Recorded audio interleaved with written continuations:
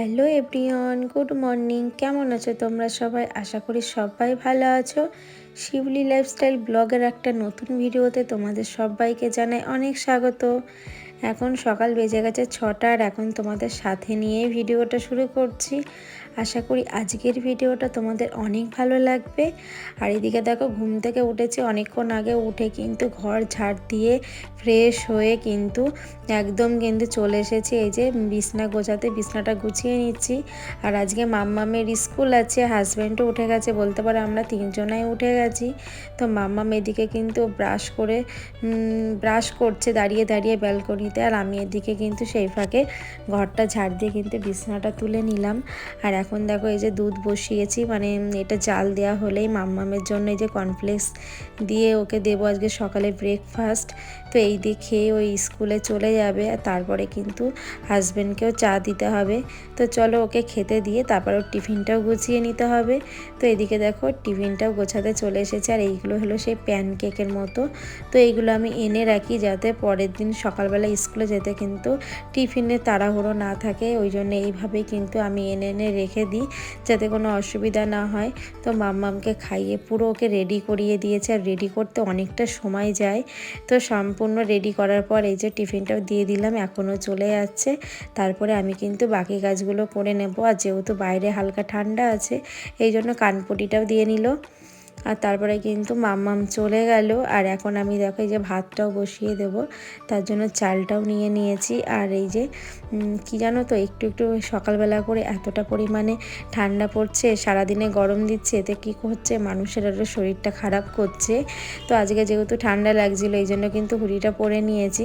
তো এদিকে দেখো ভাতটাও বসিয়ে দিলাম, আর তারপরে কিন্তু এই যে ডালটাও বসিয়ে দেব, তাহলে প্রেশার কুকারে দিলে তাড়াতাড়ি সিদ্ধ হয়ে যাবে।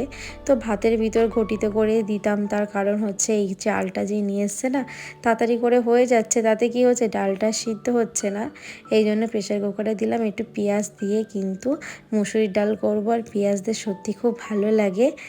তো যাই হোক বন্ধুরা, যারা ভিডিওটা দেখছো অবশ্যই কিন্তু প্রথম থেকে শেষ পর্যন্ত দেখো প্লিজ।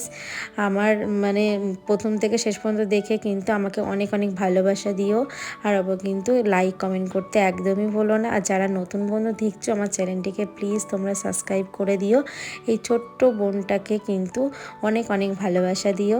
তো যাই হোক এদিকে কিন্তু ডাল সিদ্ধ, একদিকে কিন্তু ভাত বসিয়ে দিয়ে আমি কিন্তু এদিকে সবজিটা কেটে নিচে, সবজি বলতে কুমড়োটা কদিন ধরে কিন্তু পড়েছিল ফ্রিজে। তো ভাবলাম আজকে ওই চিংড়িটা না, ওই ছোটো কুচো চিংড়িটা আজকে কিন্তু লাস্ট, মানে আজকে হলে কিন্তু চিংড়িটা শেষ হয়ে যাবে। কদিন ধরে কিন্তু ভালোই সবজি দিয়ে খাওয়া হলো, আর মাঝে মধ্যে কিন্তু এরকম বেশি করে আনলে দেখবে অনেক কিছু দিয়েই খাওয়া যায়। তাই ভাবলাম যে কুমড়ো দিয়ে আজকে আলু কুমড়ো আর ওই চিংড়ি মাছ দিয়ে কিন্তু কালো জিরে ফোড়ন দিয়ে রান্না করব, খেতে কিন্তু দারুণ টেস্টি লাগে। আর এদিকে কিন্তু সবজি কেটে নিয়েছে, তাই ভাবলাম যেহেতু হাজব্যান্ড এসে ফ্রেশ হচ্ছে সেই ফাঁকে আমি রুটিটা করে নিই, তাহলে কী হবে ও খেতে থাকবে আর আমি কিন্তু বাকি কাজগুলো করতে থাকবো। আর কালকে রাতে আমি বিট গাজর সমস্ত কিছু ভাজা করেছিলাম, তো অনেকটাই ছিল, তাই ভাবলাম আজকে সকালবেলা কিন্তু আমরা এই দিয়ে কিন্তু রুটি দিয়ে টিফিন করে নেব। আর সবজি থেকে শুরু করে সমস্ত কিছু না এইভাবে ভাজা করলে ভালো লাগে, বিশেষ করে শীতের সবজি।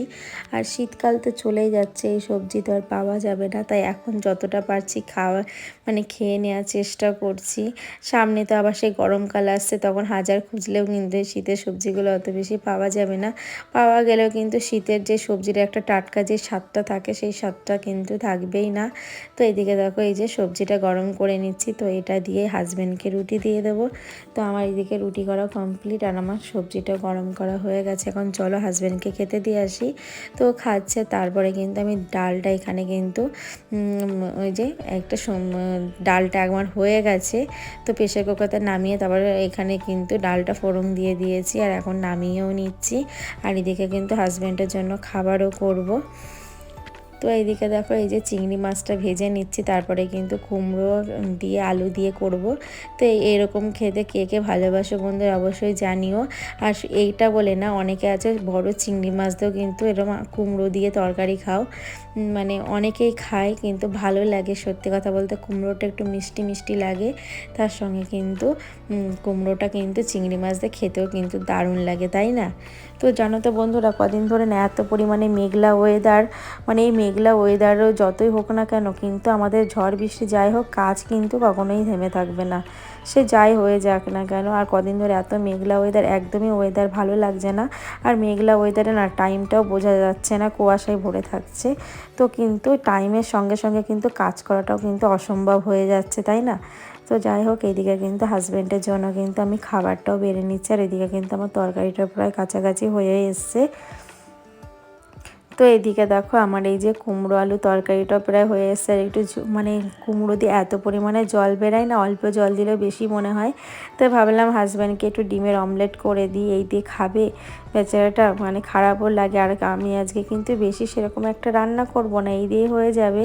তো লাস্টে দেখো এই চিংড়ি মাছটা দিয়ে এবার নামিয়ে নেব, নিলে কিন্তু আমার রান্না আজকে কমপ্লিট। আর তারপরে কিন্তু হাজব্যান্ডকে কিন্তু এখন খাবারটা পুরো গুছিয়ে দেবো। তো যাই হোক বন্ধুরা, খাবারটা গুছিয়ে দিয়ে দেখো এই জামা কাপড়গুলো না আজ আমি কিন্তু 3 থেকে 4 দিন ধরে এখানে এরকম মেলছি, কিছুতেই রোদ উঠছে না। এরকম ব্যালকনিতে দিচ্ছি, আবার নিয়ে নিয়ে ঘরে রাখছি, কিছুতেই শোকাচ্ছে না। আর কিন্তু ভীষণ বাজে একটা গন্ধ বেরায়, তাই না? তো দেখো বাইরে তোমরা দেখতে পাচ্ছ একটু কোথাও কিন্তু রোদ্দুরের কোনো আবহাওয়া নেই, মেঘলা একদম অন্ধকার। তো সত্যি কথা বলতে কখন যে সকাল গড়িয়ে দুপুর, দুপুর গড়িয়ে বিকাল হয়ে যাচ্ছে বুঝতেই পারছি না। আর ওয়েদারটা এত খারাপ, তার জন্য কিন্তু বাচ্চাদেরও কিন্তু শরীর খারাপ হয়ে যাচ্ছে। আর তারপরে কিন্তু আমি জামা কাপড়গুলো তুলে নিয়ে এই দেখো আমি বাসনগুলোও মেজে নিচ্ছি। আর বাসনগুলো মাজা কমপ্লিট, এখন আমি ওভেনটাও পরিষ্কার করে নিচ্ছি। আর এখন বন্ধুরা আমি কদিন ধরে একটু ভিডিওটা ছোট রাখার চেষ্টা করছি, জানি তোমরা বড় ভিডিও কেউ দেখছো না। তো দেখি যে ছোট ভিডিও দেওয়ার পর দেখি তোমরা কেমন দেখো প্রথম থেকে শেষ পর্যন্ত। আর অনেক বন্ধু আছো অনেক আঘাত দাও, তবুও বলতে চাই না, তাও মুখ দিয়ে বেরিয়ে যায়। তো জানি যে কেউ শোনার যারা শুনবে, কেউ না শোনা তারা শুনবেই না। তো যাই হোক, ঘরটা মুছে বন্ধুরা স্নান করে নিয়েছি। আর দেখো বাসনগুলো মেজে নিচ্ছি। আর তোমরা ওয়েদার দেখে বুঝতে পারছো কোনো রোদ নেই, একদম মেঘলা ওয়েদার। তো তাড়াতাড়ি করে বাসনটা মেজে পুজো দিয়ে কিন্তু মাম্মামকে আনতে যেতে হবে। তো এইদিকে দেখো ঠাকুরের সমস্ত বাসন আমার মাজা কমপ্লিট, চলো নিচে গিয়ে পুজোটাও দিয়ে নিই। তো বন্ধুরা দেখো আমার পুজো দেওয়া প্রায় কমপ্লিট। এখন এই যে তুলসী গাছে জল দিলে আমার সম্পূর্ণ কাজ এখনকারের মতো হয়ে গেল। এখন আমি কিন্তু মাম্মামকে আনতে চলে যাব। তাহলে চলো বন্ধুরা পুজো দিয়ে মাম্মামকে আনতে যাই, আবার তোমাদের সঙ্গে দেখা হচ্ছে। তো স্কুল থেকে বেরিয়ে গেছে, বেরিয়ে দেখো স্কুল থেকে বেরিয়ে যে আখের রস দেখতে পেয়েছে, এখনও খাবে। আর আজকে অনেকটাই গরম, কিন্তু মেঘলা ওয়েদার তবুও গরম, তো ও খেতে কিন্তু খুব ভালোবাসে আখের রস। তো ওর থেকে আমি একটু নিয়ে খেয়েছিলাম। আর কি বলো তো, গরমে ও খেয়ে তারপরে বলে কি যে মাম্মাম রোজ আমাকে স্কুল থেকে বেরিয়ে এরকম আখের রস কিনে দেবে, ওর খেয়ে নাকি খুব ভালো লাগে। তো এভরিওয়ান দেখো আবার তোমাদের সামনে অনেকক্ষণ পরে আসলাম। তো মাম্মামকে স্কুল থেকে নিয়ে চলে এসেছি, আর অনেকক্ষণ হয়ে গেছে এসেছি। হাত মুখ ধুয়ে আমি আর মাম্মাম একটু খাওয়া দাওয়া করে নিয়েছি। আবার বিকালবেলা 5টার সময় ওর গানের ক্লাস আছে, প্লাস 7টার সময় আবার পড়া আছে, যার জন্য তাড়াতাড়ি করে স্নান করিয়ে খাইয়ে ঘুম পাড়িয়ে দেব। আর সকাল থেকে একভাবে কাজ করেছি বলে কাজগুলো হয়ে গেছে। আর যদি বেলা করে উঠতাম, দেরি হতো কাজ করতে, তাহলে কিন্তু কোনো কাজই হতো না, এতক্ষণ বসেও থাকতে পারতাম না। আর এখানে দেখো মাম্মাম এই যে দুষ্টুমি করছে, এই যে। যাই হোক বন্ধুরা, তারপরে মাম্মামকে স্নান করিয়ে দিয়েছিলাম। আর দেখো স্কুল থেকে তখন আখের রস খেলো বলে বাড়িতে এসে একটু হালকা টিফিন খেয়েছে, তাই জন্য কিন্তু এখন আরও খাওয়া দাওয়া করেনি।